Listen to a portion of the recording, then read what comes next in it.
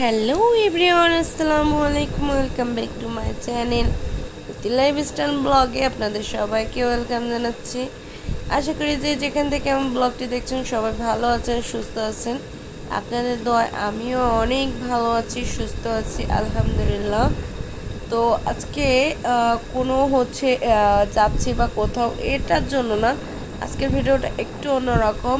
প্রাকৃতিকের মাঝে আমি যেন হারিয়ে গেছি এরকম মনে হচ্ছিল। একটু আগে বৃষ্টি এবং ঝড় হয়েছে অনেক, রাস্তা ভেজা, দুই পাশে মাঠ, সবুজে ঘেরা ধানের ক্ষেত, মানে এত ভালো লাগছে যেটা বলে বোঝাইতে পারবো না। আর মন ফ্রেশ একদম, কারণ এরকম প্রাকৃতির মাঝে যদি থাকা হয় তো কোনো মানুষের মন খারাপ থাকতেই পারে না।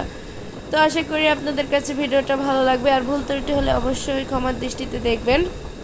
আর আমি জানি ভিডিওটা যারা দেখবেন সবারই মন খুশি হয়ে যাবে, কারণ এরকম প্রাকৃতিকের মাঝে থাকলে সবারই অনেক ভালো লাগে। তো ভালো থাকবেন, সুস্থ থাকবেন, আল্লাহ হাফেজ।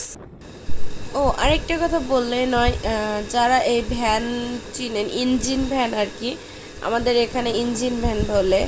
তো এটাতে উঠলে এই প্রাকৃতিকের মাঝ দিয়ে যাওয়ার সময় যে পরিমাণ বাতাস লাগছিল, তাতে আরও যেন মন ফ্রেশ হয়ে গেছে।